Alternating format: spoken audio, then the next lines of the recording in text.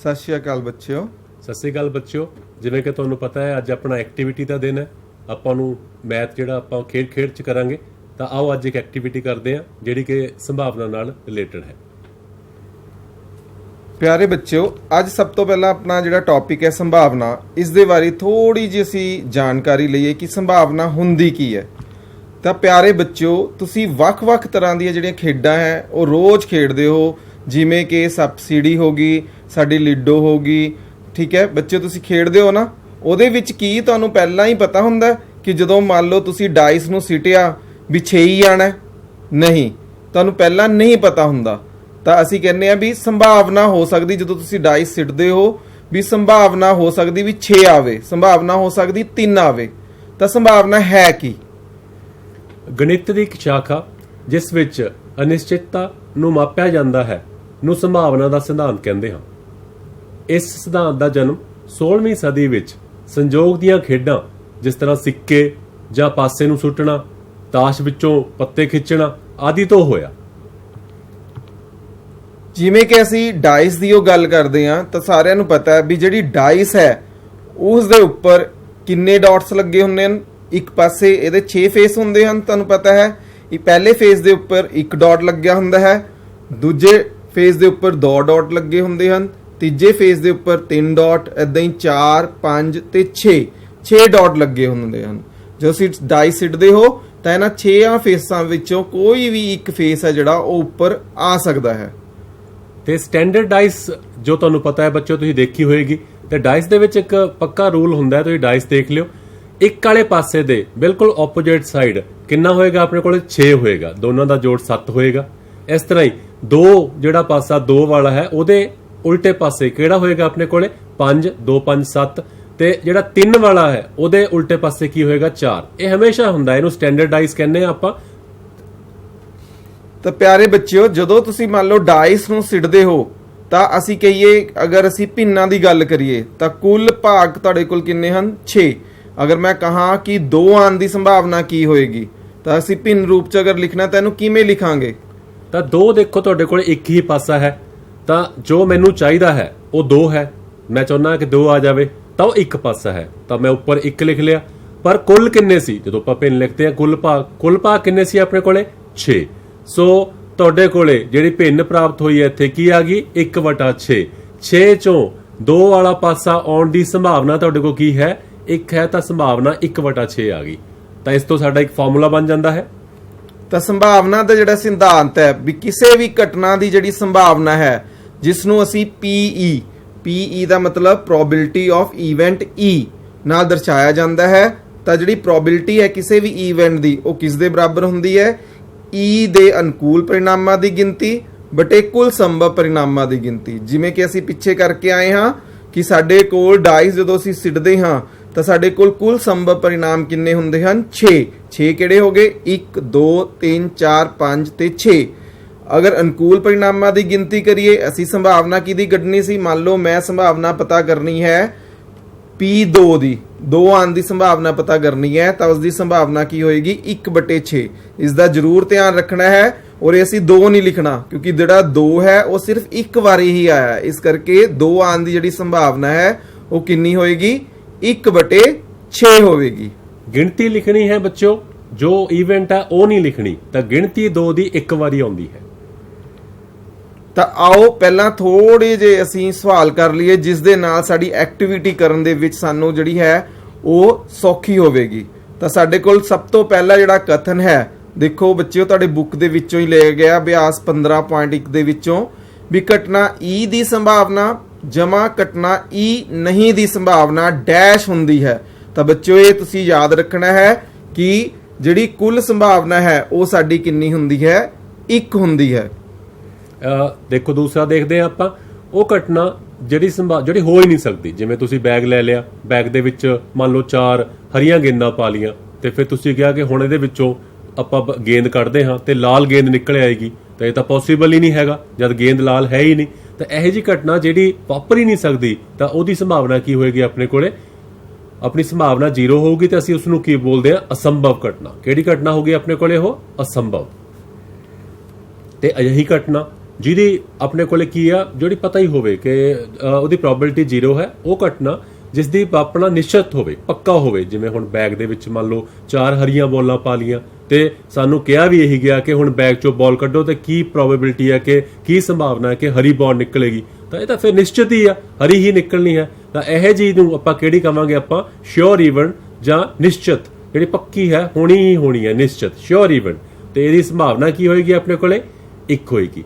ਤਾਂ ਇੱਥੋਂ ਇੱਕ ਗੱਲ ਸਾਨੂੰ ਪਤਾ ਲੱਗ ਜਾਂਦੀ ਹੈ, ਬੱਚਿਓ ਨੋਟ ਕਰ ਲਓ ਕਿ ਇਹਦੀ ਸੰਭਾਵਨਾ ਹਮੇਸ਼ਾ ਉਹ ਕੀ ਹੋਏਗੀ, 0 ਜਾਂ 0 ਤੋਂ ਵੱਡੀ ਤੇ 1 ਜਾਂ 1 ਤੋਂ ਛੋਟੀ। ਇਹ ਯਾਦ ਰੱਖਿਓ, ਸੰਭਾਵਨਾ ਹਮੇਸ਼ਾ 0 ਤੇ 1 ਦੇ ਵਿੱਚ ਹੋਏਗੀ ਤੇ 0 ਤੇ 1 ਹੋ ਸਕਦੀ ਆ ਜਾਂ ਇਸ ਦੇ ਵਿੱਚ ਹੋਏਗੀ ਆਪਣੇ ਕੋਲ। ਤਾਂ ਬੱਚਿਓ ਤੁਸੀਂ ਯਾਦ ਰੱਖਣਾ, ਜਿਵੇਂ ਅਸੀਂ ਸੈਕਿੰਡ ਉਦਾਹਰਨ ਕਰ ਰਹੇ ਸੀ, ਇਸ ਘਟਨਾ ਨੂੰ ਤਾਂ ਅਸੀਂ ਥੋੜਾ ਜਿਹਾ ਇਹ ਦੱਸ ਦਿੰਨੇ ਆ ਵੀ ਇਹ ਜਿਹੜੀ ਘਟਨਾ ਆਪਾਂ ਨੇ ਹੁਣ ਕਿਵੇਂ ਭਰਨਾ ਹੈ। ਉਸ ਘਟਨਾ ਦੀ ਸੰਭਾਵਨਾ ਜੋ ਵਾਪਰ ਨਹੀਂ ਸਕਦੀ, ਉਸ ਦੀ ਸੰਭਾਵਨਾ ਕੀ ਹੁੰਦੀ ਹੈ, 0 ਹੁੰਦੀ ਹੈ। ਅਜਿਹੀ ਘਟਨਾ ਨੂੰ ਅਸੀਂ ਕੀ ਬੋਲਦੇ ਹਾਂ, ਅਸੰਭਵ। ਅਸੰਭਵ ਸਾਡਾ ਉਰੇ ਆਣਾ। ਐਦਾਂ ਹੀ ਜਿਹੜਾ ਤੀਜਾ ਹੈ, ਉਸ ਘਟਨਾ ਦੀ ਸੰਭਾਵਨਾ ਜਿਸ ਦਾ ਵਾਪਰਨਾ ਨਿਸ਼ਚਿਤ ਹੈ, ਉਸ ਦੀ ਜਿਹੜੀ ਸੰਭਾਵਨਾ ਹੈ ਉਹ ਕਿੰਨੀ ਹੁੰਦੀ ਹੈ, 1 ਹੁੰਦੀ ਹੈ। ਤੇ ਇਹੀ ਜੀ ਘਟਨਾ ਨੂੰ ਅਸੀਂ ਕੀ ਬੋਲਦੇ ਹਾਂ, ਨਿਸ਼ਚਿਤ ਘਟਨਾ ਬੋਲਦੇ ਹਾਂ। ਜਿਵੇਂ ਸਾਡਾ ਚੌਥਾ ਹੈ, ਕਿਸੇ ਪ੍ਰਯੋਗ ਦੀਆਂ ਸਾਰੀਆਂ ਆਰੰਭਿਕ ਘਟਨਾਵਾਂ ਦੀਆਂ ਜਿਹੜੀਆਂ ਸੰਭਾਵਨਾਵਾਂ ਦਾ ਜੋੜ ਹੈ, ਅਸੀਂ ਪਹਿਲਾਂ ਹੀ ਕਰਕੇ ਆਏ ਹਾਂ, ਉਹ ਕਿੰਨਾ ਹੁੰਦਾ ਹੈ, 1 ਹੁੰਦਾ ਹੈ। ਸਾਡਾ ਚੌਥਾ ਹੈ, ਕਿਸੇ ਘਟਨਾ ਦੀ ਸੰਭਾਵਨਾ ਡੈਸ਼ ਤੋਂ ਵੱਡੀ ਹੁੰਦੀ ਹੈ ਜਾਂ ਉਸ ਦੇ ਬਰਾਬਰ ਹੁੰਦੀ ਹੈ ਅਤੇ ਡੈਸ਼ ਤੋਂ ਛੋਟੀ ਜਾਂ ਉਸ ਦੇ ਬਰਾਬਰ ਹੁੰਦੀ ਹੈ। ਤਾਂ ਕਿਸੇ ਵੀ ਘਟਨਾ ਦੀ ਜਿਹੜੀ ਸੰਭਾਵਨਾ ਹੈ ਉਹ ਹਮੇਸ਼ਾ 0 ਤੋਂ ਵੱਡੀ ਜਾਂ ਉਸ ਦੇ ਬਰਾਬਰ ਹੁੰਦੀ ਹੈ ਜਾਂ 1 ਤੋਂ ਛੋਟੀ ਜਾਂ ਉਸ ਦੇ ਬਰਾਬਰ ਹੁੰਦੀ ਹੈ। ਯਾਨੀ ਕਿ ਕਿਸੇ ਵੀ ਘਟਨਾ ਦੀ ਜਿਹੜੀ ਸੰਭਾਵਨਾ ਹੈ ਉਹ 0 ਅਤੇ 1 ਦੇ ਵਿਚਕਾਰ ਹੈ ਜਿਹੜੀ ਉਹ ਹੁੰਦੀ ਹੈ। ਯਾਨੀ ਕਿ ਸੰਭਾਵਨਾ 0 ਆ ਗਈ ਤਾਂ ਉਹਨੂੰ ਕੀ ਬੋਲਦੇ ਹਾਂ ਅਸੀਂ, ਅਸੰਭਵ ਘਟਨਾ। ਜੇ ਸੰਭਾਵਨਾ 1 ਆ ਗਈ ਤਾਂ ਉਹ ਕੀ ਹੋਊਗੀ, ਸਾਡੀ ਨਿਸ਼ਚਿਤ ਘਟਨਾ ਹੋਏਗੀ। ਤੇ ਜਿਹੜੀ ਸੰਭਾਵਨਾ ਹੈ ਉਹ ਹਮੇਸ਼ਾ 0 ਅਤੇ 1 ਦੇ ਵਿਚਕਾਰ ਹੋਏਗੀ। ਅਗਰ ਮੈਂ ਕਹਾਂ ਕਿਸੇ ਚੀਜ਼ ਦੀ ਸੰਭਾਵਨਾ 3/2 ਹੈ ਤਾਂ ਇਹ ਸਾਡੀ ਬਿਲਕੁਲ ਕੀ ਹੈ, ਰੋਂਗ ਹੈ, ਕਿਉਂਕਿ ਜਿਹੜੀ ਸੰਭਾਵਨਾ ਹੈ ਉਹ ਕਦੀ ਵੀ 1 ਤੋਂ ਵੱਡੀ ਨਹੀਂ ਹੋ ਸਕਦੀ। ਤਾਂ ਆਓ ਬੱਚਿਓ ਅੱਜ ਅਸੀਂ ਕੁਝ ਐਕਟੀਵਿਟੀਜ਼ ਕਰੀਏ ਤੇ ਆਪਣੇ ਸਵਾਲਾਂ ਦੀ ਜਿਹੜੀ ਹੈਗੀ ਹੈ ਜਾਂਚ ਕਰੀਏ ਵੀ ਅਸੀਂ ਜਿਹੜੇ ਅੱਜ ਫਾਰਮੂਲੇ ਵਗੈਰਾ ਕੀਤੇ ਹਨ ਉਹਨਾਂ ਦੇ ਬੇਸ ਤੇ ਅਸੀਂ ਹੁਣ ਕਿਹੜੇ-ਕਿਹੜੇ ਸਵਾਲ ਹੈ ਆਪਣੇ ਕਰ ਸਕਦੇ ਹਨ ਐਕਟੀਵਿਟੀ ਦੇ ਥਰੂ। ਤਾਂ ਸਾਡਾ ਜਿਹੜਾ ਪਹਿਲਾ ਹੈ, ਤਾਂ ਬੱਚਿਓ ਤੁਸੀਂ ਦੇਖਿਆ ਹੀ ਹੋਣਾ ਰੋਜ਼ਾਨਾ ਜ਼ਿੰਦਗੀ ਦੇ ਵਿੱਚ, ਤਾਂ ਇਸ ਨੂੰ ਸਿੱਕੇ ਨੂੰ ਸਾਰਿਆਂ ਨੇ ਹੀ ਦੇਖਿਆ ਹੋਣਾ। ਇਹ ਜਿਹੜਾ ਸਿੱਕਾ ਹੈ, ਅਸੀਂ ਜਿਹੜਾ ਮਰਜ਼ੀ ਸਿੱਕਾ ਲੈ ਲਈਏ ਤਾਂ ਉਸ ਸਿੱਕੇ ਦੇ ਹਮੇਸ਼ਾ ਕਿੰਨੇ ਪਹਿਲੂ ਹੁੰਦੇ ਹਨ, ਕਿੰਨੇ ਫੇਸ ਹੁੰਦੇ ਹਨ, 2 ਫੇਸ ਹੁੰਦੇ ਹਨ, ਇੱਕ ਹੈਡ ਤੇ ਇੱਕ ਟੇਲ। ਜਿਸ ਤਰ੍ਹਾਂ ਸਾਡਾ ਕੀ ਹੈ, ਇਹ ਹੈਡ ਹੈ ਤੇ ਟੇਲ ਹੈ, ਜਿਸ ਨੂੰ ਅਸੀਂ ਪੰਜਾਬੀ ਵਿੱਚ ਚਿੱਤ ਜਾਂ ਪੱਟ ਵੀ ਬੋਲਦੇ ਹਾਂ। ਤਾਂ ਹੈਡ ਬੇਟੇ ਕਿਹਨੂੰ ਕਹਿੰਦੇ ਹਾਂ, ਆਪਣੇ ਕੋਲ ਜਿਹੜਾ ਅਸ਼ੋਕ ਚੱਕਰ ਵਾਲਾ ਇਹ ਬਣਿਆ ਹੁੰਦਾ ਸ਼ੇਰ ਵਾਲਾ ਲਾਇਨ ਕੈਪੀਟਲ, ਇਹਨੂੰ ਹੈਡ ਬੋਲਦੇ ਹਾਂ। ਤੇ ਜਿਹੜਾ ਨੰਬਰ ਲਿਖਿਆ ਹੁੰਦਾ ਜਿਵੇਂ 5 ਲਿਖਿਆ ਹੈ, ਠੀਕ ਹੈ, ਇਹਨੂੰ ਆਪਾਂ ਟੇਲ ਬੋਲਦੇ ਹਾਂ। ਤਾਂ ਆਓ ਆਪਾਂ ਐਕਟੀਵਿਟੀ ਸ਼ੁਰੂ ਕਰਦੇ ਹਾਂ। ਤਾਂ ਆਪਾਂ ਕੁਆਇਨ ਨੂੰ ਟੌਸ ਕਰਦੇ ਹਾਂ ਤੇ ਫਿਰ ਦੇਖਦੇ ਹਾਂ, ਨੋਟ ਕਰਦੇ ਹਾਂ ਕਿ ਸੰਭਾਵਨਾਵਾਂ ਕੀ ਹੋਣਗੀਆਂ। ਤਾਂ ਪਹਿਲੀ ਸਭ ਤੋਂ ਗੱਲ ਜਿਹੜੀ ਆਪਾਂ ਨੋਟ ਕਰਨੀ ਹੈ, ਇੱਥੇ ਕਿੰਨੇ ਪਾਸੇ ਆ ਸਾਡੇ ਕੋਲੇ। ਇੱਕ ਇਹ ਹੋ ਗਿਆ ਆਪਣੇ ਕੋਲ ਹੈਡ ਤੇ ਦੂਸਰਾ ਪਾਸਾ ਕੀ ਹੋ ਗਿਆ ਆਪਣੇ ਕੋਲੇ, ਟੇਲ। ਸੋ 2 ਪਾਸੇ ਹਨ। ਤਾਂ ਪਹਿਲਾਂ ਕੁੱਲ ਲਿਖ ਲਿਆ ਜਾਵੇ, ਤਾਂ ਮੈਂ ਸਾਨੂੰ ਕਹੂੰਗਾ ਲਿਖ ਦੇਣ। ਤਾਂ ਇਸ ਦੇ ਵਿੱਚ ਸਾਡੇ ਕੋਲ ਅਗਰ ਅਸੀਂ ਦੇਖੀਏ ਤਾਂ ਕੁੱਲ ਸੰਭਵ परिणामां दी गिनती,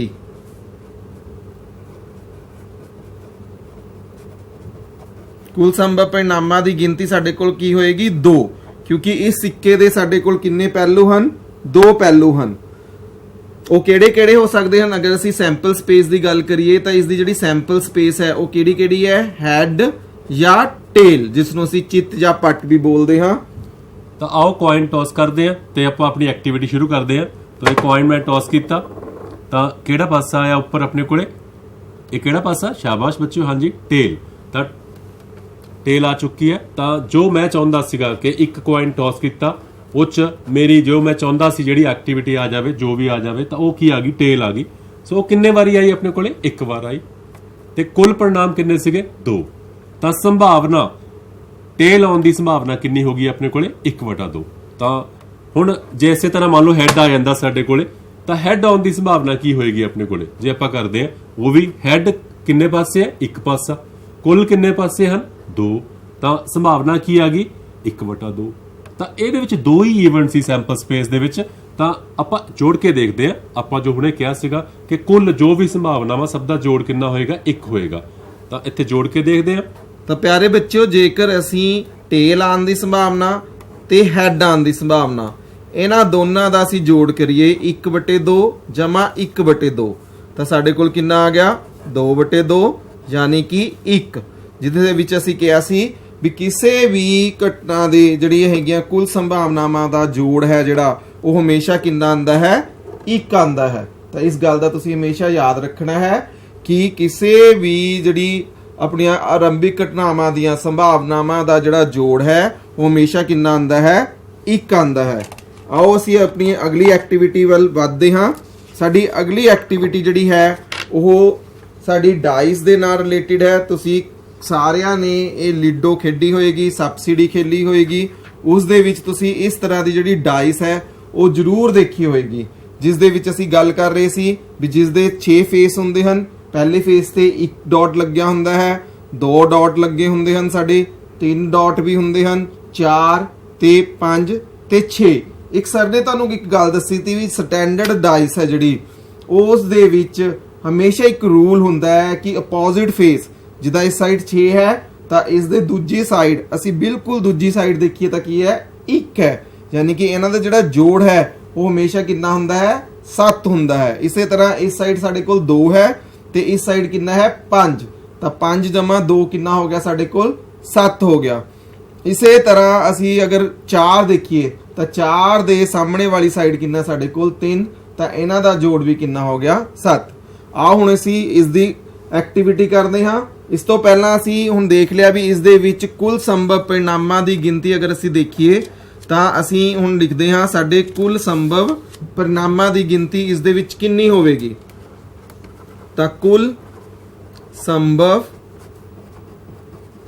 ਪਰਿਣਾਮਾਂ ਦੀ ਗਿਣਤੀ ਤਾਂ ਕਿੰਨੇ ਪਾਸੇ ਸੀ ਬੱਚਿਓ ਆਪਣੇ ਕੋਲੇ ਇਹਦੇ 6, ਤਾਂ ਕੁੱਲ ਪਰਿਣਾਮਾਂ ਦੀ ਗਿਣਤੀ ਕਿੰਨੀ ਆ ਜਾਏਗੀ ਆਪਣੇ ਕੋਲੇ 6। ਤਾਂ ਆਓ ਆਪਾਂ ਐਕਟੀਵਿਟੀ ਕਰਦੇ ਆ ਤੇ ਇਹਨੂੰ ਸੁੱਟਦੇ ਆ ਤੇ ਦੇਖਦੇ ਆ ਆਪਣੇ ਕੋਲ ਕੀ ਆ ਰਿਹਾ। 6 ਆ ਗਿਆ ਜੀ। 6 ਚੋਂ ਇੱਕ ਪਾਸਾ 6 ਹੈ। ਤਾਂ ਅਗਰ ਮੈਂ ਦੇਖਣੀ ਆ ਵੀ 6 ਆਉਣ ਦੀ ਸੰਭਾਵਨਾ ਕੀ ਹੋਏਗੀ, ਸਾਡੇ ਕੋਲ ਕੁੱਲ ਸੰਭਵ ਪਰਿਣਾਮ ਕਿੰਨੇ ਹਨ 6 ਤੇ 6 ਕਿੰਨੀ ਵਾਰੀ ਆਇਆ ਹੈ 1 ਵਾਰੀ ਆਇਆ ਹੈ। ਇਸ ਕਰਕੇ ਇਸ ਦੀ ਜਿਹੜੀ ਸੰਭਾਵਨਾ ਹੈ ਉਹ ਕਿੰਨੀ ਹੋਏਗੀ 1/6। ਹੁਣ ਅਗਰ ਮੈਂ ਕਹਾਂ ਕਿ ਸੰਭਾਵਨਾ ਪਤਾ ਕਰੋ ਟਾਂਕ ਸੰਖਿਆ ਆਉਣ ਦੀ, ਹੁਣ ਮੈਂ ਟਾਂਕ ਸੰਖਿਆ ਆਉਣ ਦੀ ਸੰਭਾਵਨਾ ਦੇਖਣੀ ਹੈ ਤਾਂ ਪਿਆਰੇ ਬੱਚਿਓ ਇਹ ਜਿਹੜੇ 6 ਸਾਡੇ ਫੇਸ ਸੀਗੇ ਇਸ ਦੇ ਵਿੱਚ ਸਾਡੇ ਕੋਲ ਟਾਂਕ ਜਿਹੜੇ ਹੈਗੇ ਹਨ ਉਹ ਕਿਹੜੇ ਕਿਹੜੇ ਹਨ 1 ਹੈ 3 ਹੈ ਤੇ 5 ਹੈ, ਯਾਨੀ ਕਿ ਸਾਡੇ ਕੋਲ ਕਿੰਨੇ ਹੋ ਗਏ ਅਨੁਕੂਲ ਪਰਿਣਾਮਾਂ ਦੀ ਗਿਣਤੀ ਕਿੰਨੀ ਹੋਗੀ 3 ਤੇ ਕੁੱਲ ਸੰਭਵ ਪਰਿਣਾਮਾਂ ਦੀ ਗਿਣਤੀ ਕਿੰਨੀ ਹੈ 6। ਤਾਂ ਸਾਡੇ ਕੋਲ ਸੰਭਾਵਨਾ ਕਿੰਨੀ ਆ ਗਈ 1/2 ਆ ਗਈ। ਤਾਂ ਬਾਕੀ ਬਚਦੀਆਂ ਸੰਖਿਆਵਾਂ ਜਿਸ ਸੰਖਿਆਵਾਂ ਹਨ 6 4 ਤੇ 2 ਤਾਂ ਆਪਾਂ ਜਿਸ ਦੀ ਵੀ ਕੱਢ ਕੇ ਦੇਖ ਲੈਂਦੇ ਆ। ਤਾਂ ਜਿਸ ਸੰਖਿਆ ਆਉਣ ਦੀ ਸੰਭਾਵਨਾ ਤਾਂ ਆਪਾਂ ਦੇਖਿਆ ਹੈ ਕਿ 3 ਸੰਖਿਆਵਾਂ ਜਿਸਤ ਹਨ ਤਾਂ ਅਨੁਕੂਲ ਪਰਿਣਾਮ 3 ਆ ਗਏ ਤੇ ਕੁੱਲ ਪਰਿਣਾਮ 6 ਤੁਹਾਡੇ ਕੋਲ ਪਹਿਲਾਂ ਹੀ ਹਨ। ਤਾਂ ਇਹ ਸੰਭਾਵਨਾ ਵੀ ਕਿੰਨੀ ਆ ਗਈ ਆਪਣੇ ਕੋਲੇ 1/2। ਤਾਂ ਇਹਦੇ ਨਾਲ ਜੋ ਤੁਹਾਨੂੰ ਅਸੀਂ ਪਹਿਲਾਂ ਫੈਕਟ ਦੱਸਿਆ ਸੀਗਾ ਉਹ ਫਿਰ ਸਿੱਧ ਹੋ ਗਿਆ। 3 ਟਾਂਕ ਹਨ, 3 ਜਿਸਤ ਹਨ ਤਾਂ ਕੁੱਲ 6 ਹਨ। ਤਾਂ ਦੋਨਾਂ ਦਾ ਜੋੜ ਮੈਂ ਸਰ ਨੂੰ ਕਹੂੰਗਾ ਟਾਂਕ ਸੰਖਿਆ ਦਾ ਜੋੜ ਤੇ ਜਿਸ ਸੰਖਿਆ ਜੋੜ ਸੰਭਾਵਨਾ ਦਾ ਇਹ ਕਰਕੇ ਦਿਖਾ ਦੇਣ। ਤਾਂ ਅਸੀਂ ਫੇਰ ਇਹਨਾਂ ਦਾ ਅਗਰ ਜੋੜ ਕਰੀਏ ਵੀ ਟਾਂਕ ਸੰਖਿਆਵਾਂ ਤੇ ਜਿਸ ਸੰਖਿਆਵਾਂ ਤਾਂ ਸਾਡੇ ਕੋਲ ਕੀ ਆਏਗਾ 1 ਆਏਗਾ। ਤਾਂ ਪਿਆਰੇ ਬੱਚਿਓ ਅਗਰ ਮੈਂ ਕਹਾਂ ਕਿ ਇਸ ਦੇ ਵਿੱਚ 8 ਆਉਣ ਦੀ ਸੰਭਾਵਨਾ ਪਤਾ ਕਰੋ ਤਾਂ ਦੇਖੋ ਤੁਸੀਂ ਇਸ ਡਾਈਸ ਦੇ ਵਿੱਚ ਕੀ ਤੁਹਾਨੂੰ ਕਿਤੇ 8 ਡਾਟ ਲੱਗੇ ਦਿਖ ਰਹੇ ਹਨ? ਨਹੀਂ, ਤਾਂ ਕੋਈ ਵੀ ਡਾਟ ਸਾਡੇ ਕੋਲ 8 ਡਾਟ ਟੋਟਲ ਨਹੀਂ ਹਨ। ਤਾਂ ਇਸ ਦਾ ਮਤਲਬ ਸਾਡੇ ਕੋਲ ਅਨੁਕੂਲ ਪਰਿਣਾਮਾਂ ਦੀ ਗਿਣਤੀ ਕੀ ਹੈ 0 ਹੈ ਤੇ ਕੁੱਲ ਪਰਿਣਾਮਾਂ ਦੀ ਗਿਣਤੀ 6 ਹੈ ਤੇ ਕੀ ਆ ਗਿਆ 0। ਇਸ ਨੂੰ ਅਸੀਂ ਕੀ ਬੋਲਦੇ ਸਾਂ ਅਸੰਭਵ, ਯਾਨੀ ਕਿ ਅਸੰਭਵ ਘਟਨਾ ਜਿਹੜੀ ਕਦੀ ਵਾਪਰ ਨਹੀਂ ਸਕਦੀ। ਇਸੇ ਤਰ੍ਹਾਂ ਮੈਂ ਕਹਾਂ ਕਿ 8 ਤੋਂ ਛੋਟੀ ਸੰਖਿਆ, ਅਗਰ ਮੈਂ ਕਹਾਂ 8 ਤੋਂ ਛੋਟੀ ਸੰਖਿਆ ਆਉਣ ਦੀ ਸੰਭਾਵਨਾ ਹੈ ਜਿਹੜੀ ਉਹ ਪਤਾ ਕਰੋ ਤਾਂ ਤੁਸੀਂ ਦੇਖੋ ਤਾਂ ਇਹ ਜਿੰਨੀਆਂ ਵੀ ਸੰਖਿਆਵਾਂ ਹਨ ਜਿੰਨੇ ਵੀ ਸਾਡੀਆਂ ਹੈਗੀਆਂ 1 2 3 4 5 6 ਇਹ ਸਭ ਦੀਆਂ ਸਭ ਕੀ ਹਨ 7-8 ਤੋਂ ਛੋਟੀਆਂ ਹਨ। ਤਾਂ 6/6 ਅਨੁਕੂਲ ਪਰਿਣਾਮ ਵੀ 6 ਕੁੱਲ ਸੰਭਵ ਪਰਿਣਾਮ ਵੀ 6 ਤਾਂ 6/6 ਸਾਡੇ ਕੋਲ ਕਿੰਨਾ ਆ ਗਿਆ 1। ਤਾਂ ਇਸ ਦਾ ਮਤਲਬ ਇਹ ਹੋ ਗਿਆ ਸਾਡੇ ਕੋਲ ਇਹ ਕਿਹੜੀ ਘਟਨਾ ਹੋਗੀ ਨਿਸ਼ਚਿਤ ਘਟਨਾ। ਅਸੀਂ ਕਿਹਾ ਸੀ ਵੀ ਨਿਸ਼ਚਿਤ ਘਟਨਾ ਆਉਣ ਦੀ ਜਿਹੜੀ ਸੰਭਾਵਨਾ ਹੈ ਉਹ ਕਿੰਨੀ ਹੁੰਦੀ ਹੈ ਸਾਡੀ 1 ਹੁੰਦੀ ਹੈ। ਤਾਂ ਇਸ ਤੋਂ ਬਾਅਦ ਅਗਰ ਅਸੀਂ ਅਗਲੀ ਐਕਟੀਵਿਟੀ ਵੱਲ ਵਧਦੇ ਹਾਂ, ਸਾਡੀ ਅਗਲੀ ਐਕਟੀਵਿਟੀ ਜਿਹੜੀ ਹੈਗੀ ਹੈ ਤਾਸ਼ ਦੇ ਪੱਤਿਆਂ ਦੀ। ਤਾਂ ਪਿਆਰੇ ਵਿਦਿਆਰਥੀਓ, ਤੁਸੀਂ ਸਾਰਿਆਂ ਨੇ ਦੇਖਿਆ ਹੋਣਾ ਜਿਹੜੇ ਤਾਸ਼ ਦੇ ਪੱਤੇ ਹਨ, ਕਈਆਂ ਨੇ ਨਹੀਂ ਦੇਖੇ ਹੋਣੇ, ਉਹ ਹੁਣ ਦੇਖ ਸਕਦੇ ਹਨ ਕਿਉਂਕਿ ਇਸ ਦੇ ਨਾਲ ਦੇ ਕਾਫੀ ਸਵਾਲ ਹਨ ਜਿਹੜੇ ਉਹ ਪੇਪਰ 'ਚ ਆਉਂਦੇ ਹਨ। ਤਾਸ਼ ਦੇ ਪੱਤੇ ਵਿੱਚ ਅਗਰ ਅਸੀਂ ਦੇਖੀਏ ਤਾਂ ਕੁੱਲ ਜਿਹੜੇ ਸਾਡੇ ਪੱਤੇ ਹਨ ਉਹ ਕਿੰਨੇ ਹੁੰਦੇ ਹਨ 52 ਪੱਤੇ ਹੁੰਦੇ ਹਨ। ਤਾਂ ਤੁਸੀਂ ਅਗਰ ਦੇਖ ਸਕਦੇ ਹੋ ਤਾਂ ਇਹਨਾਂ ਨੂੰ ਅਗਰ ਅਸੀਂ ਕਾਊਂਟਿੰਗ ਕਰੀਏ ਤਾਂ ਇਹ ਕੁੱਲ ਕਿੰਨੇ ਪੱਤੇ ਹੋਣਗੇ 52। ਯਾਨੀ ਕਿ ਅਗਰ ਅਸੀਂ ਦੇਖੀਏ ਲਿਖੀਏ ਤਾਂ ਕੁੱਲ ਸੰਭਵ ਪਰਿਣਾਮਾਂ ਦੀ ਜਿਹੜੀ ਗਿਣਤੀ ਹੈ ਉਹ ਸਾਡੀ ਕਿੰਨੀ ਹੈ 52। ਤੇ ਬੱਚਿਓ ਇੱਕ ਵਾਰ ਸਰ ਲਿਖ ਲੈਣ, ਪਰਿਣਾਮਾਂ ਦੀ ਜਿਹੜੀ ਗਿਣਤੀ ਹੈ ਉਹ ਕਿੰਨੀ ਹੈ ਸਾਡੇ ਕੋਲ 52 ਹੈ। ਇਸ ਵਿੱਚ ਤੁਸੀਂ ਦੇਖਿਆ ਹੋਣਾ ਕਿ ਕਾਲੇ ਰੰਗ ਦੇ, ਠੀਕ ਹੈ, ਆਪਣੇ ਕੋਲ ਕਾਲੇ ਰੰਗ ਦੇ 26 ਪੱਤੇ ਹਨ ਤੇ 26 ਹੀ ਲਾਲ ਰੰਗ ਦੇ ਪੱਤੇ ਹਨ।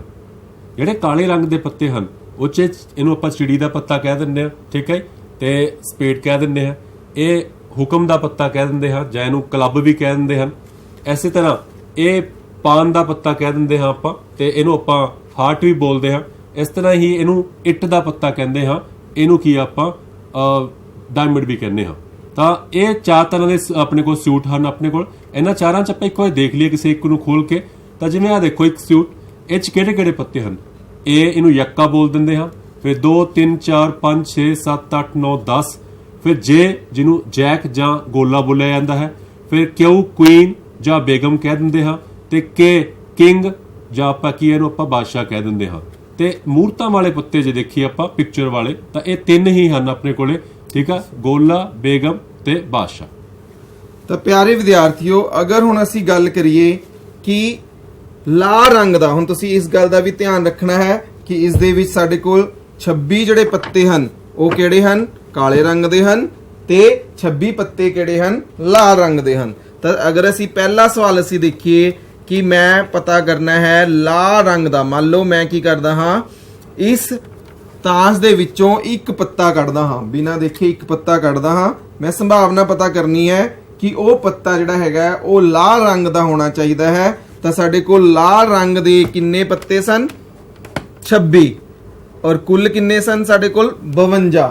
ਤਾਂ ਸਾਡੇ ਕੋਲ ਜਿਹੜੀ ਸੰਭਾਵਨਾ ਹੈ ਉਹ ਕਿੰਨੀ ਆ ਗਈ 26/52। ਇਸੇ ਤਰ੍ਹਾਂ ਮੈਂ ਅਗਰ ਕਹਾਂ ਕਾਲੇ ਰੰਗ ਦਾ, ਕਾਲੇ ਰੰਗ ਦਾ ਪੱਤਾ ਦੇਖਣਾ ਤਾਂ ਕਾਲੇ ਰੰਗ ਦੇ ਵੀ ਕਿੰਨੇ ਹਨ 26 ਤੇ ਕੁੱਲ ਪੱਤੇ ਸਾਡੇ ਕੋਲ ਕਿੰਨੇ ਹਨ 52। ਤਾਂ ਕਾਲੇ ਰੰਗ ਦੇ ਪੱਤੇ ਆਉਣ ਦੀ ਸੰਭਾਵਨਾ ਵੀ ਕਿੰਨੀ ਹੋਗੀ 26/52। ਜੇ ਅਸੀਂ ਇਹਨੂੰ ਸਰਲ ਰੂਪ ਦੇ ਵਿੱਚ ਲਿਖਣਾ ਹੈ ਤਾਂ 1/2 ਬਰਾਬਰ 1/2। ਤਾਂ ਫਿਰ ਉਹੀ ਕੁੱਲ ਸੰਭਾਵਨਾ ਜਿਹੜੀ ਸਾਡੀ ਉਹ ਕਿੰਨੀ ਆ ਜਾਏਗੀ 1 ਆ ਜਾਏਗੀ। ਮੰਨ ਲਓ ਆਪਾਂ ਇੱਕ ਐਕਸਪੈਰੀਮੈਂਟ ਕਰਦੇ ਹਾਂ ਕਿ ਅਸੀਂ ਮੂਰਤਾਂ ਵਾਲਾ ਪੱਤਾ ਨਿਕਲੇ ਸਾਡਾ, ਤਾਂ ਆਪਾਂ ਕਹਿੰਦੇ ਪਏ ਹਾਂ ਕਿ ਅਸੀਂ ਚਿੱਤਰ ਪੱਤਾ ਦੇਖਣਾ ਹੁਣ ਵੀ ਚਿੱਤਰ ਪੱਤਾ ਹੈ ਜਿਹੜਾ ਉਹ ਆਣਾ ਚਾਹੀਦਾ ਹੈ। ਤਾਂ ਅਸੀਂ ਕਿਹਾ ਸੀ ਕਿ ਹਰੇਕ ਉਸ ਦੇ ਵਿੱਚ ਸਾਡੇ ਕੋਲ ਕਿੰਨੇ ਚਿੱਤਰ ਪੱਤੇ ਹਨ 3। ਸਾਡੇ ਕੋਲ ਕਿੰਨੇ ਸੀ ਅਗਰ ਅਸੀਂ ਦੇਖੀਏ ਤਾਂ 4 ਤੀਏ 12। ਤਾਂ ਸਾਡੇ ਕੋਲ ਕੁੱਲ ਪੱਤੇ ਕਿੰਨੇ ਹਨ 12। ਅਨੁਕੂਲ ਪਰਿਣਾਮਾਂ ਦੀ ਗਿਣਤੀ 12 ਕਿਉਂਕਿ ਚਿੱਤਰ ਪੱਤੇ ਸਾਡੇ ਕੋਲ ਕਿੰਨੇ ਹਨ 12 ਤੇ ਕੁੱਲ ਸੰਭਵ ਪਰਿਣਾਮ ਕਿੰਨੇ ਹੋ ਗਏ ਸਾਡੇ ਕੋਲ 52। ਤਾਂ ਅਸੀਂ ਇਹਨੂੰ ਫੇਰ ਸਰਲ ਰੂਪ ਚ ਦੇਖੀਏ ਤਾਂ ਅਸੀਂ ਕਰ ਸਕਦੇ ਹਾਂ ਤਾਂ 3/13। ਅਗਰ ਮੈਂ ਕਹਾਂ ਲਾਲ ਰੰਗ ਦਾ ਚਿੱਤਰ ਪੱਤਾ, ਹੁਣ ਅਸੀਂ ਦੇਖਣਾ ਹੈ ਲਾਲ ਰੰਗ ਦਾ ਚਿੱਤਰ ਪੱਤਾ। ਹੁਣ ਅਸੀਂ ਕਰਿਆ ਹੀ ਸੀ ਕਿ ਸਾਡੇ ਜਿਹੜੇ ਪੱਤੇ ਹਨ, ਜੇ ਸਾਡੇ 6 ਪੱਤੇ ਚਿੱਤਰ ਪੱਤੇ ਹਨ ਤਾਂ ਉਹ 6 ਵਿੱਚੋਂ ਕੀ 12 ਵਿੱਚੋਂ ਕੀ ਹੋਣਗੇ 6 ਲਾਲ ਰੰਗ ਦੇ ਹੋਣਗੇ ਤੇ 6 ਕੀ ਹੋਣਗੇ ਕਾਲੇ ਰੰਗ ਦੇ। ਤਾਂ ਅਗਰ ਮੈਂ ਦੇਖਣਾ ਹੈ ਲਾਲ ਰੰਗ ਦਾ ਚਿੱਤਰ ਪੱਤਾ ਤਾਂ ਸਾਡੇ ਕੋਲ ਕਿੰਨੇ ਹੋ ਗਏ 6/52। ਤੁਸੀਂ ਇਹਨੂੰ ਸਰਲ ਰੂਪ ਚ ਵੀ ਲਿਖ ਸਕਦੇ ਹੋ। ਮੰਨ ਲਓ ਪ੍ਰੋਬੇਬਿਲਿਟੀ ਆਪਾਂ ਕੱਢਦੇ ਹਾਂ ਕਿ ਯੱਕਾ ਆਵੇ ਉਹ ਵੀ ਹੁਕਮ ਦਾ, ਠੀਕ ਹੈ, ਯੱਕਾ ਕੱਢਦੇ ਹਾਂ ਹੁਕਮ ਦਾ ਯੱਕਾ। ਤਾਂ ਤੁਹਾਨੂੰ ਪਤਾ ਕਿ ਹੁਕਮ ਦਾ ਯੱਕਾ 21 ਹੈ, ਠੀਕ ਹੈ, ਕਲੱਬ ਕਹਿੰਦੇ ਆਪਾਂ ਕਲੱਬ ਦਾ ਯੱਕਾ 21 ਹੈ। ਸੋ ਅਨੁਕੂਲ ਪਰਿਣਾਮ ਤੁਹਾਡੇ ਕੋਲ ਕਿੰਨੇ ਆ ਗਏ 1। ਤੇ ਕੁੱਲ ਪਰਿਣਾਮਾਂ ਦੀ ਗਿਣਤੀ ਪਹਿਲਾਂ ਹੀ ਤੁਹਾਨੂੰ ਪਤਾ ਹੈ 52 ਹੈ। ਸੋ ਯੱਕਾ ਆਉਣ ਦੇ ਹੁਕਮ ਦਾ ਯੱਕਾ ਆਉਣ ਦੀ ਪ੍ਰੋਬੇਬਿਲਿਟੀ ਕੀ ਹੋਏਗੀ ਆਪਣੇ ਕੋਲੇ 1/52 ਹੋਏਗੀ। ਤਾਂ ਅਗਰ ਅਸੀਂ ਸਿੰਪਲ ਕਹੀਏ ਕਿ ਯੱਕਾ ਆਉਣ ਦੀ ਸੰਭਾਵਨਾ ਕੀ ਹੋਏਗੀ, ਹੁਣ ਯੱਕੇ ਸਾਡੇ ਕੋਲ ਕਿੰਨੇ ਹਨ 4, ਫਿਰ ਸਾਡਾ ਕੀ ਆਏਗਾ 4/52। ਅਗਰ ਮੈਂ ਕਹਾਂ ਯੱਕਾ ਨਾ ਆਉਣ ਦੀ ਸੰਭਾਵਨਾ, ਯੱਕਾ ਨਾ ਆਉਣ ਦੀ ਸੰਭਾਵਨਾ ਤਾਂ ਉਹ ਸਾਡੀ ਕਿੰਨੀ ਹੋ ਜਾਏਗੀ, ਹਾਂਜੀ ਬੱਚਿਓ 48/52, ਕਿਉਂਕਿ ਅਸੀਂ ਕੀ ਕਰਨਾ ਹੈ 52 ਪੱਤਿਆਂ ਵਿੱਚੋਂ ਯੱਕਾ ਨਾ ਆਉਣ ਦੀ ਅਗਰ ਅਸੀਂ ਕੱਢਣੀ ਹੈ ਸੰਭਾਵਨਾ ਤਾਂ ਅਸੀਂ ਕੀ ਕਰਨਾ ਹੈ ਇੱਕ ਜਿਹੜਾ ਹੈਗਾ ਉਹ ਮਾਈਨਸ ਕਰ ਦੇਣਾ।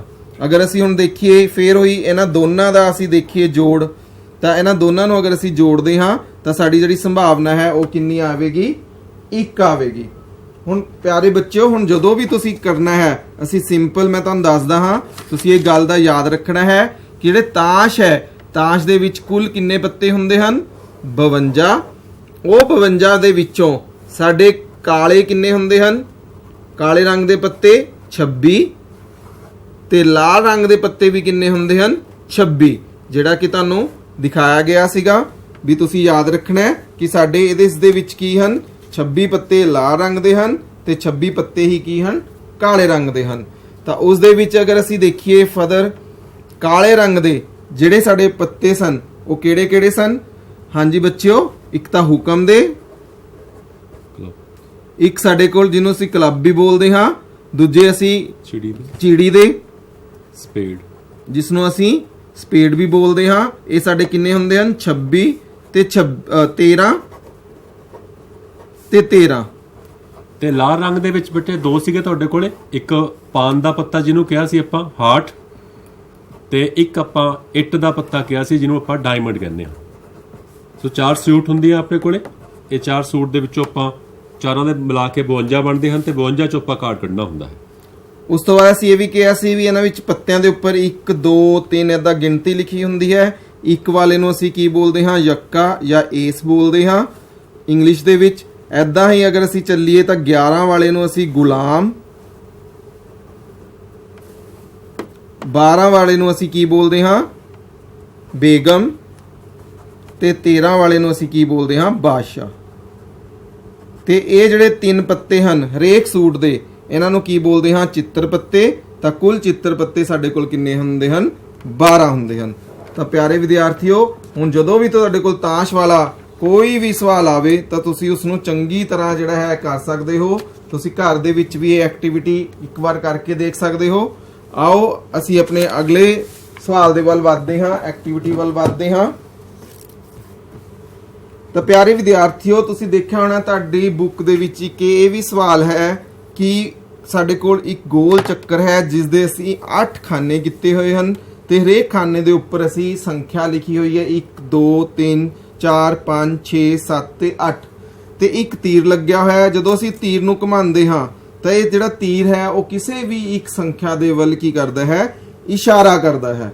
ਤਾਂ ਅਗਰ ਅਸੀਂ ਦੇਖੀਏ ਕਿ ਇਸ ਦੇ ਵਿੱਚ ਹੁਣ ਕੁੱਲ ਸੰਭਵ ਪਰਿਣਾਮਾਂ ਦੀ ਗਿਣਤੀ ਕਿੰਨੀ ਹੋਏਗੀ ਤਾਂ ਹੁਣ ਤੁਸੀਂ ਆਪ ਦੱਸ ਸਕਦੇ ਹੋ ਕਿ ਕੁੱਲ ਸੰਭਵ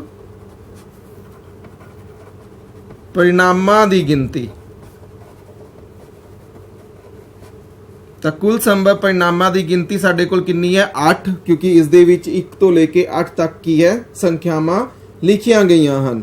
ਹੁਣ ਅਗਰ ਮੈਂ ਕਹਾਂ ਕਿ ਟਾਂਕ ਸੰਖਿਆ ਆਉਣ ਦੀ ਸੰਭਾਵਨਾ ਕੀ ਹੋਏਗੀ, ਦੇਖੋ ਟਾਂਕ ਸੰਖਿਆ ਕਿਹੜੀ ਕਿਹੜੀ ਹੋਗੀ 1 3 5 ਤੇ 7, ਯਾਨੀ ਕਿ ਕਿੰਨੀਆਂ ਸੰਖਿਆਵਾਂ ਹਨ ਸਾਡੇ ਕੋਲ 4 ਸੰਖਿਆਵਾਂ। 4 ਸੰਖਿਆਵਾਂ ਕੀ ਹਨ ਟਾਂਕ ਹਨ। ਅਗਰ ਮੈਂ ਹੁਣ ਟਾਂਕ ਸੰਖਿਆ ਆਉਣ ਦੀ ਸੰਭਾਵਨਾ ਦੇਖਣੀ ਹੈ ਤਾਂ ਸਾਡੇ ਕੋਲ ਕਿੰਨੀ ਹੋਏਗੀ 4/8, ਯਾਨੀ ਕਿ 1/2। ਇਦਾਂ ਹੀ ਅਗਰ ਮੈਂ ਦੇਖਣਾ ਹੈ ਕਿ ਜਿਸਤ ਸੰਖਿਆ ਆਉਣ ਦੀ ਸੰਭਾਵਨਾ, ਤਾਂ ਜਿਸਤ ਕਿਹੜੀਆਂ ਕਿਹੜੀਆਂ ਸੰਖਿਆਵਾਂ ਹਨ ਬੇਟੇ ਦੇਖੋ ਆਪਣੇ ਕੋਲੇ 2 ਠੀਕ ਹੈ 4 6 ਤੇ 8 4 ਸੰਖਿਆਵਾਂ ਹਨ। ਅਨੁਕੂਲ ਪਰਿਣਾਮ ਤੁਹਾਡੇ ਕੋਲ 4 ਆ ਗਏ ਤੇ ਕੁੱਲ ਪਰਿਣਾਮ ਤੁਹਾਡੇ ਕੋਲ 8 ਪਹਿਲਾਂ ਹੀ ਹਨ। ਸੋ ਇਹਦੀ ਸੰਭਾਵਨਾ ਵੀ ਕੀ ਆ ਗਈ ਆਪਣੇ ਕੋਲ 1/2। ਤਾਂ 4 ਟਾਂਕ ਹਨ, 4 ਜਿਸਤ ਹਨ, 8 ਟੋਟਲ ਹੋ ਗਈਆਂ।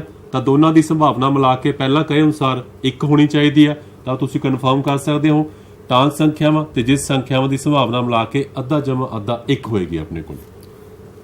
ਇਸੇ ਤਰ੍ਹਾਂ ਅਗਰ ਮੈਂ ਕਹਾਂ 8 ਆਉਣ ਦੀ ਸੰਭਾਵਨਾ ਤਾਂ P 8 ਆਉਣ ਦੀ ਸੰਭਾਵਨਾ ਸਾਡੇ ਕੋਲ ਕਿੰਨੀ ਹੋਏਗੀ? ਹਾਂਜੀ, ਡੋਮੀਨੇਟਰ ਦੇ ਵਿੱਚ ਤਾਂ ਮੇਰੇ ਕੋਲ 8 ਆਏਗਾ। ਤਾਂ ਪਿਆਰੇ ਬੱਚਿਓ, ਹੁਣ ਤੁਸੀਂ ਆਪ ਦੱਸ ਸਕਦੇ ਹੋ ਇਸ ਦੇ ਅੰਸ਼ ਵਿੱਚ ਅਸੀਂ ਕੀ ਲਿਖੀਏ।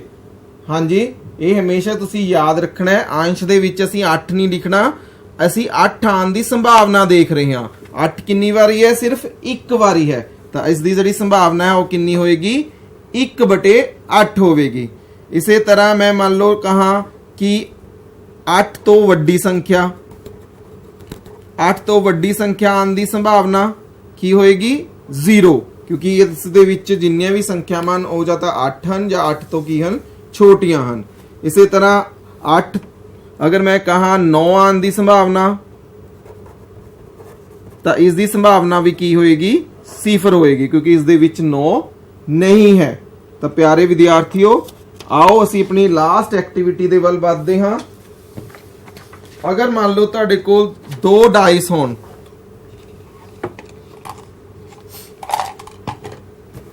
ਹੁਣ ਮੇਰੇ ਕੋਲ ਇੱਕ ਕੀ ਹੈ? ਲਾਲ ਹੈ ਤੇ ਇੱਕ ਨੀਲੀ ਡਾਈਸ ਹੈ। ਅਗਰ ਮੈਂ ਮੰਨ ਲਓ ਇਹ ਦੋਨੇ ਡਾਈਸ ਨੂੰ ਇਕੱਠੇ ਸਿੱਟਦਾ ਹਾਂ, ਤਾਂ ਹੁਣ ਕੁੱਲ ਸੰਭਵ ਪਰਿਣਾਮਾਂ ਦੀ ਗਿਣਤੀ ਸਾਡੇ ਕੋਲ ਕਿੰਨੀ ਹੋਏਗੀ? ਤਾਂ ਇਸ ਦੇ ਵਿੱਚ ਵਿਦਿਆਰਥੀ ਤੁਸੀਂ ਯਾਦ ਰੱਖਣਾ ਹੈ ਕਿ ਮੰਨ ਲਓ ਪਹਿਲੀ ਡਾਈਸ ਦੇ ਉੱਪਰ 1 ਆਵੇ, ਨੀਲੀ ਡਾਈਸ ਦੇ ਉੱਪਰ, ਤਾਂ ਇਸ ਦਾ ਮਤਲਬ ਹੈ ਵੀ ਪਹਿਲੀ ਡਾਈਸ ਦੇ ਉੱਪਰ ਸਾਡੇ ਕੋਲ 1 ਆ ਸਕਦਾ ਹੈ, ਔਰ ਦੂਜੀ ਡਾਈਸ ਦੇ ਉੱਪਰ ਹੁਣ ਕੀ ਆ ਸਕਦਾ ਹੈ? 1 ਵੀ ਆ ਸਕਦਾ ਹੈ। ਦੂਜੀ ਡਾਈਸ ਦੇ ਉੱਪਰ 2 ਵੀ ਆ ਸਕਦਾ ਹੈ। ਦੂਜੀ ਡਾਈਸ ਦੇ ਉੱਪਰ ਸਾਡੇ ਕੋਲ 3 ਵੀ ਆ ਸਕਦਾ ਹੈ। ਐਦਾਂ ਹੀ 4 ਵੀ ਆ ਸਕਦਾ ਹੈ, 5 ਵੀ ਆ ਸਕਦਾ ਹੈ ਤੇ 6 ਵੀ ਆ ਸਕਦਾ ਹੈ। ਇਸੇ ਤਰ੍ਹਾਂ ਅਗਰ ਮੰਨ ਲਓ ਪਹਿਲੀ ਡਾਈਸ ਦੇ ਉੱਪਰ 2 ਆਵੇ ਤਾਂ ਦੂਜੀ ਡਾਈਸ ਦੇ ਉੱਪਰ 1, ਐਦਾਂ ਕਰਦੇ ਕਰਦੇ ਅਗਰ ਅਸੀਂ ਦੇਖੀਏ ਤਾਂ ਸਾਡੇ ਕੁੱਲ ਜਿਹੜੇ ਕੇਸ ਹਨ ਉਹ ਕਿੰਨੇ ਬਣਨਗੇ? 36। ਇਹ ਤੁਸੀਂ ਯਾਦ ਰੱਖਣਾ ਹੈ। ਇਸ ਦੇ ਵਿੱਚ ਕੁੱਲ ਸੰਭਵ ਪਰਿਣਾਮਾਂ ਦੀ ਜਿਹੜੀ ਗਿਣਤੀ ਹੈ ਉਹ ਕਿੰਨੀ ਹੋਵੇਗੀ? 36 ਹੋਵੇਗੀ। ਇਸ ਗੱਲ ਦਾ ਤੁਸੀਂ ਧਿਆਨ ਰੱਖਣਾ ਹੈ। ਇਹ ਬੇਟੇ ਤੁਸੀਂ ਇਸ ਤਰ੍ਹਾਂ ਵੀ ਲੱਭ ਸਕਦੇ ਹੋ ਕਿ 6 ਉਹਦੇ ਪਰਿਣਾਮ ਹਨ, 6 ਉਹਦੇ ਹਨ, ਤਾਂ 6 ਸਿੱਕਿਆ 36 ਵੀ ਕਰ ਸਕਦੇ ਹਾਂ। ਤਾਂ ਆਪਾਂ ਇੱਕ ਐਕਸਪੈਰੀਮੈਂਟ ਇਹਦਾ ਜਲਦੀ ਕਰ ਲੈਂਦੇ ਹਾਂ।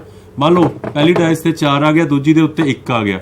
ਤਾਂ ਹੁਣ ਜੇ ਮੈਂ ਕਹਾਂ ਕਿ ਦੋਨਾਂ ਦਾ ਜੋੜ 5 ਹੋਵੇ ਤਾਂ 5 ਆਉਣ ਦੀ ਸੰਭਾਵਨਾ ਕੀ ਹੋ ਜਾਏਗੀ ਆਪਣੇ ਕੋਲ ਦੋਨਾਂ ਦਾ?